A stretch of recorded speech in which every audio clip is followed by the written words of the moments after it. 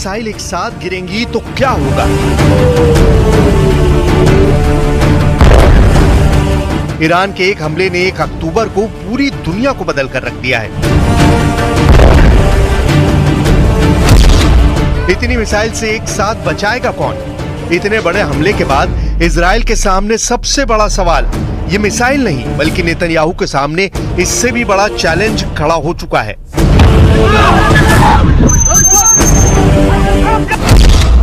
दक्षिण लेबनान में शुरू हुआ इजराइल का ग्राउंड ऑपरेशन शुरू होने के साथ ही फंस चुका है। हिजबुल्लाह ने बॉर्डर पार करने वाली इजराइल की कमांडो यूनिट पर बड़ा हमला किया और उसको खदेड़ दिया। मीडिया में ऐसा दावा किया जा रहा है कि इजराइल का ग्राउंड ऑपरेशन पहले दिन फेल हो गया है। इसमें कोई शक नहीं कि लेबनान इजराइल बॉर्डर पर बड़ी लड़ाई शुरू हो चुकी है। हिजबुल्लाह को जड़ से खत्म करने वाला ऑपरेशन इजराइल ने लॉन्च किया, इसका वीडियो भी भेजा। लेकिन जब ईरान 1 अक्टूबर को इजराइल के मिलिट्री बेस पर मिसाइल दाग रहा था, तब लेबनान इजराइल बॉर्डर पर एक बहुत ही खतरनाक ऑपरेशन जारी था। हिजबुल्लाह का दावा है कि उसने इजरायली कमांडो को ओदेसा और कफार किला के इलाके में बड़ी टक्कर दी है। उसके कई कमांडो मारे गए हैं, कई घायल हुए हैं। पॉइंट ब्लैंक रेंज से भी हमले का दावा किया गया है। एक तरफ नेतन्याहू का लेबनान के खिलाफ ग्राउंड ऑपरेशन है तो दूसरी तरफ ईरान की तरफ से इजराइल पर मिसाइल अटैक। इजराइल इस वक्त बहुत ज्यादा प्रेशर में है। इजराइल को तेहरान को भी जवाब देना है और लेबनान में भी ऑपरेशन करना है। नेतन्याहू इस वक्त कई मोर्चों पर घिर चुके हैं। इस खबर से बाइडेन बहुत ज्यादा बेचैन है और आगे इस युद्ध का अंजाम क्या होगा, इसे लेकर मॉस्को में बैठे व्लादिमीर पुतिन भी टेंशन में है। इस वक्त दुनिया में 4 पावर सेंटर तैयार हो चुके हैं जो इस युद्ध का फैसला करेंगे। वॉशिंगटन डीसी में व्हाइट हाउस, क्या अमेरिका इजराइल की मदद के लिए डायरेक्ट इस युद्ध में कूदेगा? इजराइल की राजधानी तेल अवीव में क्या फैसला होने वाला है? तीसरा शहर ईरान की राजधानी तेहरान, जहां सुप्रीम लीडर अली खामनेई का वॉर रूम बड़े फैसले ले सकता है। और चौथा शहर है रूस की कैपिटल मॉस्को, जहां से अब सिर्फ यूक्रेन नहीं बल्कि ईरान इजराइल के मोर्चे को भी मैसेज पहुंचाया जा सकता है। इस वक्त पूरा पश्चिम एशिया महायुद्ध के जलते हुए तवे पर बैठा हुआ है। नीचे आग सुलग रही है। बम, मिसाइलों और ड्रोन के हमलों से इस बार ऐसी तबाही की गारंटी दी जा रही है कि तेल अवीव से लेकर तेहरान तक दहशत फैली हुई है। ईरान के हमले के बाद अब गेंद इजराइल के पाले में है और नेतन्याहू लगातार मीटिंग करके पूछ रहे हैं कि ईरान को कैसे जवाब दिया जाए, हिजबुल्लाह को कैसे खत्म किया जाए।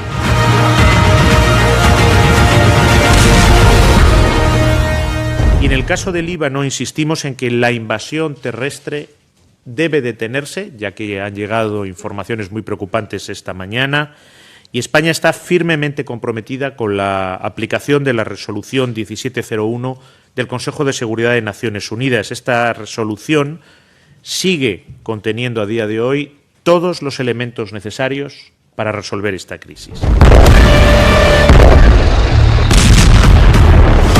2024 में सितंबर का महीना पश्चिम एशिया में नई आग लेकर आया, जब बेरूत में हिजबुल्लाह चीफ हसन नसरल्लाह को इजराइल ने एयर स्ट्राइक में खत्म कर दिया। इसके बाद 1 अक्टूबर को ही ईरान ने इजराइल पर हमला कर दिया। सवाल है कि क्या इसी महीने अमेरिका और रूस भी इस युद्ध में कूदेंगे और महायुद्ध शुरू हो जाएगा?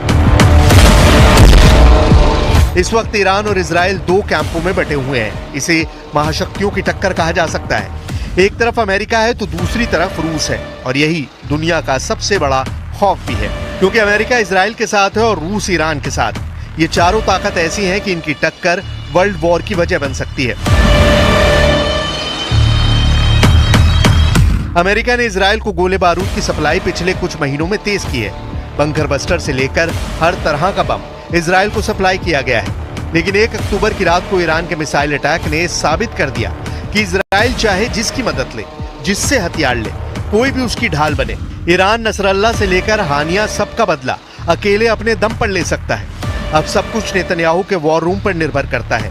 वो क्या फैसले लेंगे? क्या इजराइल कुछ बड़ा करने की सोच रहा है? क्योंकि इजराइल के सामने चुनौती सिर्फ ईरान नहीं बल्कि 4 मैदान है जहां युद्ध एक्टिव मोड में चल रहा है। पहला फ्रंट गजा है जहां इजराइल हमास से लड़ रहा है।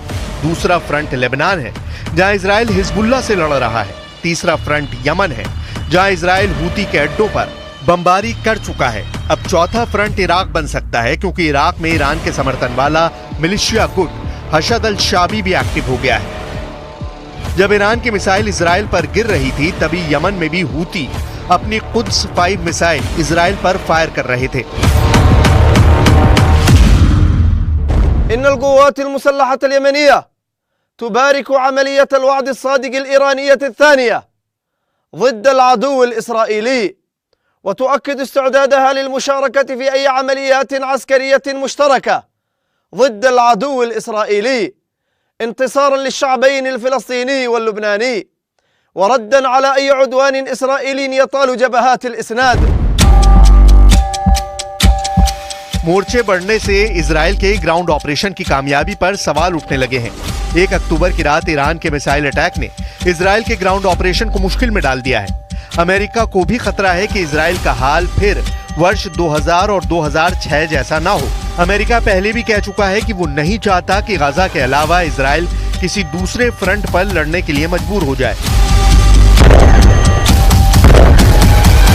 Well, I think it's certainly not very realistic because that was the claim in 2006 with the other war on Hezbollah in the south of Lebanon, and it took almost a month to get ceasefire and end of the aggression on both sides. So I think it's going to take a long time, particularly that ground invasion will involve elements of Hezbollah who are very well trained in guerrilla warfare.